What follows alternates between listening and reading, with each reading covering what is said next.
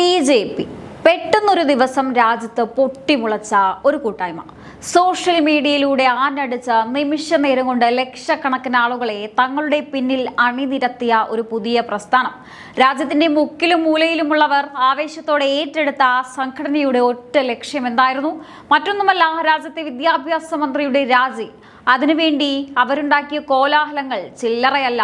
ഞങ്ങൾ മാത്രമാണ് നീതിയുടെ കാവൽക്കാർ, ഞങ്ങൾ നാട് നന്നാക്കാൻ ഇറങ്ങിയവരാണ് എന്നൊക്കെ പറഞ്ഞ് തെരുവുകൾ കയ്യിലെടുത്ത ഇവർ ഒടുവിൽ ആ ലക്ഷ്യം സാധിച്ചെടുത്തു. നീണ്ട ദിവസത്തെ കടുത്ത സമരങ്ങൾക്കും പോരാട്ടങ്ങൾക്കും ഒടുവിൽ കേന്ദ്ര വിദ്യാഭ്യാസ മന്ത്രി പടിയിറങ്ങി.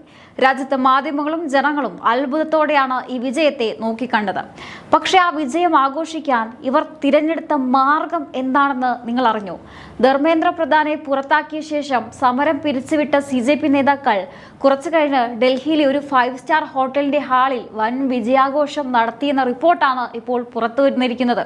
ബോളിവുഡ് പാട്ടുകൾക്കൊപ്പം നൃത്തച്ചുവടും ഭക്ഷണവും ഒക്കെയായി 36 പ്രധാന CJP പ്രവർത്തകരാണ് ഈ പാർട്ടിയിൽ പങ്കെടുത്തിട്ടുള്ളത്. ഇതാണോ നിങ്ങൾ പറയുന്ന രാഷ്ട്രീയ പ്രതിബദ്ധത? നിങ്ങൾ തന്നെ നോക്കൂ. നാട് നന്നാക്കാനും നീതിക്ക് വേണ്ടി പൊരുതാനും ഇറങ്ങിയ ഈ CJP നേതാക്കൾ മന്ത്രിയുടെ രാജി കിട്ടിയ ആവേശം മൂത്ത് നേരെ ഓടിയത് ഡൽഹിയിലെ ഒരു കൊടും ആഡംബര 5 സ്റ്റാർ ഹോട്ടലിലേക്ക്. ഈ സമരത്തിന്റെ കടിഞ്ഞാൺ പിടിച്ച പ്രധാന വക്താക്കളും മാന്യന്മാരും മാത്രം നേരെ ആഡംബര ഹാളിലേക്ക് വെച്ചുപിടിച്ചു.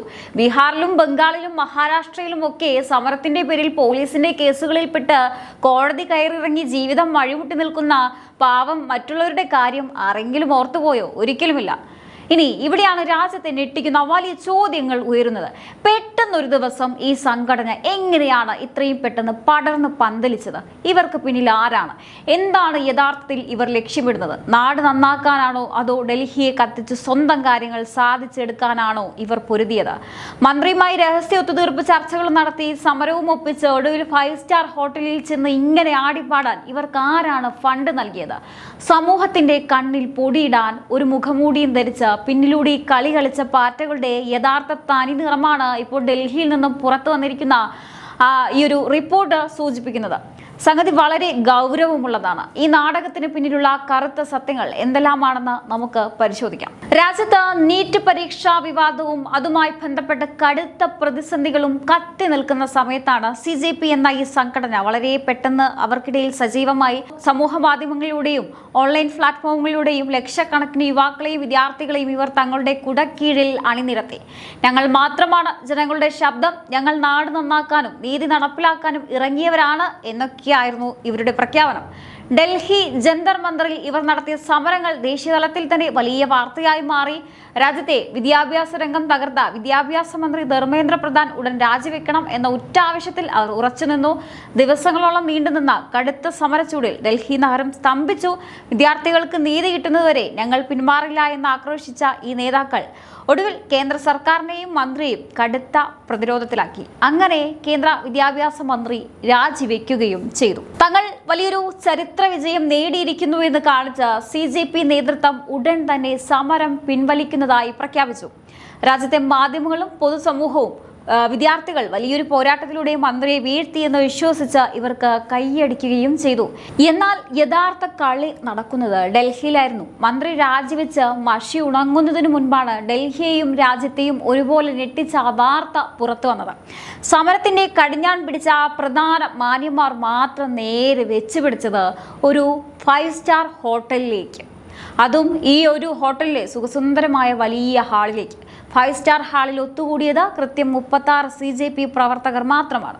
മന്ത്രിയുടെ കസേര തെറിച്ച് ആവേശമൂത്ത് അവിടെ അവർ നടത്തിയ ആഘോഷം കണ്ടാൽ ഏതൊരു സാധാരണക്കാരൻ്റെയും ചോര തിളയ്ക്കും. ബോളിവുഡ് സിനിമാ ഗാനങ്ങൾക്കെല്ലാം ചുവട് വെച്ച് കേക്കും മറ്റും മുറിച്ച് ആർഭാടത്തോടെയാണ് ഇവർ ആ വിജയം ആഘോഷിച്ചത്. റോഡിൽ കിടന്ന് അടി വാങ്ങിയ യുവാക്കളുടെ കണ്ണീർ പോലും ഉണങ്ങിയിരുന്നില്ല. അപ്പോഴേക്കും ഇവർ 5 സ്റ്റാർ ഹോട്ടലിൽ DJയും ഡാൻസുമായി ആറാടുകയാണ്. ഇവിടെ ഏറ്റവും കൂടുതൽ ആരെയാണ് ഞെട്ടിച്ചതെന്ന് അറിയാമോ? ഈ സമരത്തിന്റെ പിന്നിൽ പ്രവർത്തിച്ച മുഖ്യ സൂത്രധാരന്മാർ തന്നെയാണ് ഈ 5 സ്റ്റാർ പാർട്ടിയിലും ആടിപ്പാടാൻ മുന്നിൽ നിന്നിരുന്നത് എന്ന സത്യമാണ്.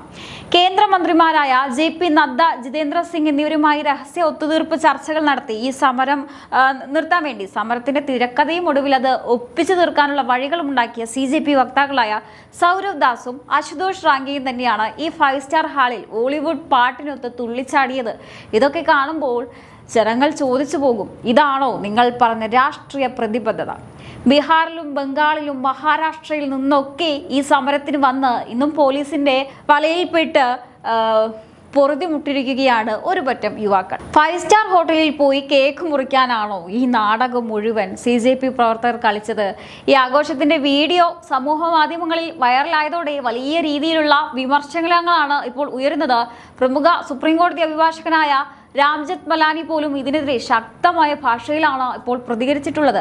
ഡൽഹിയെയും രാജ്യത്തെയും കത്തിക്കാൻ ഈ സമരക്കാർക്ക് ഇത്രയും പണം എവിടെ നിന്ന് കിട്ടി? സമരക്കാരുടെ യാത്ര, താമസം, ഭക്ഷണം, ഒടുവിൽ ഈ 5 സ്റ്റാർ ആഡംബരങ്ങൾ, ഇതിനൊക്കെ പിന്നിൽ ഫണ്ട് ചെയ്തത് ആരാണ്? ഇതിന് പിന്നിൽ യഥാർത്ഥ ശക്തികൾ? ഈ ചോദ്യങ്ങൾക്കൊക്കെ സൗരഭ് ദാസ് നൽകുന്ന മറുപടി എന്താണെന്നോ, ഇത് ജെൻസി തലമുറയുടെ ഫാഷനാണെന്നാണ്. ലജ്ജ തോന്നണം ഇത്തരക്കാരുടെ ന്യായീകരണങ്ങൾ കേൾക്കുമ്പോൾ.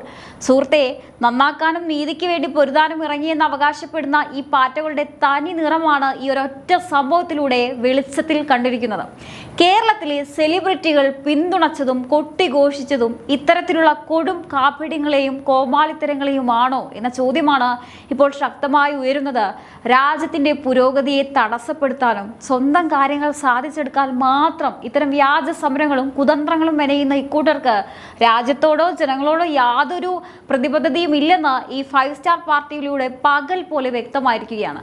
നിങ്ങളൊന്ന് ആലോചിച്ച് നോക്കിക്കേ, കേരളത്തിലെ പ്രമുഖരായ പല ആളുകളും ഈ ഒരു CJPയെ പിന്തുണച്ച് വന്നിട്ടുണ്ടായിരുന്നു. വലിയ വലിയ ആദർശങ്ങളും പറഞ്ഞുകൊണ്ട് ഇത്തരം കൂട്ടായ്മകൾക്കും സമരങ്ങൾക്കും പിന്തുണയുമായി സോഷ്യൽ മീഡിയയിലും പൊതുവേദികളിലും എത്തിയിട്ടുണ്ട് കുറേ സെലിബ്രിറ്റികൾ. ഇതാണ് യഥാർത്ഥ മാറ്റം, ഇതാണ് യുവത്വത്തിന്റെ ശക്തി എന്നൊക്കെ പറഞ്ഞ് ഇവർക്ക് വേണ്ടി വാദിച്ച നമ്മുടെ പ്രിയപ്പെട്ട താരങ്ങൾ ഇപ്പോൾ ഇവിടെയാണ്. ഇതുപോലൊരു തരം താന്ന നാടകവും ഒടുവിൽ 5 സ്റ്റാർ ഹോട്ടലിൽ ചെന്നുള്ള ഈ ഒരു ആർഭാടവും കണ്ട് ഇവർക്ക് പിന്തുണ കൊടുത്ത കേരളത്തിലെ ആ സെലിബ്രിറ്റികളോട് ചോദിക്കാൻ ഒന്നേ ഉള്ളൂ, നിങ്ങൾ അനുകൂലിച്ചത് ഇത്തരക്കാരെയാണോ? സമൂഹത്തെ നന്നാക്കാൻ ഇറങ്ങിയ വിപ്ലവകാരികൾ എന്ന് നിങ്ങൾ വിശേഷിപ്പിച്ച ഈ പാറ്റകളെയാണോ നിങ്ങൾ ഇന്ന് നെഞ്ചിലേറ്റിയത്? ജനങ്ങളുടെ കണ്ണിൽ പൊടിയിടാൻ ഇറങ്ങിയ ഇത്തരം ആളുകൾക്ക് വേണ്ടി സംസാരിക്കുമ്പോഴെങ്കിലും ഇവരുടെ യഥാർത്ഥ മുഖം എന്താണെന്ന് തിരിച്ചറിയാൻ നിങ്ങൾക്ക് കഴിയാതെ പോയത് കഷ്ടം തന്നെയാണ്. ഒരു മന്ത്രിയുടെ രാജി പിടിച്ചു വാങ്ങിയെന്ന് പറഞ്ഞ് പുറമെ വിപ്ലവം പ്രസംഗിക്കുകയും അടച്ചിട്ട മുറികളിൽ ഒത്തുതീർപ്പ് നടത്തി നേരെ 5 സ്റ്റാർ ഹോട്ടലിൽ പോയി ബോളിവുഡ് പാട്ടിനൊത്ത് തുള്ളിച്ചാടുകയും ചെയ്യുന്ന ഇത്തരത്തിലുള്ള ആൾക്കാരെയാണോ നമ്മുടെ കേരളത്തിലെ പ്രമുഖർ ഇത്രനാളും കണ്ണുമടച്ച് പിന്തുണച്ചത്? അല്ലെങ്കിലും എന്താണ് ഇവരുടെയൊക്കെ യഥാർത്ഥ ലക്ഷ്യം? വിദ്യാർത്ഥികൾക്ക് നീതി നൽകലാണോ? അതോ നാട് നന്നാക്കലാണോ? അതോ ഇതൊക്കെ വെറും കച്ചവട നാടകമാണോ? നിങ്ങൾ തന്നെ പറയുക. തെരുവിൽ കിടന്ന് അടിപണിയുന്ന പാവം വിദ്യാർത്ഥികളുടെ അവസ്ഥ എന്തായാലും ഇവർക്ക് പ്രശ്നമില്ല.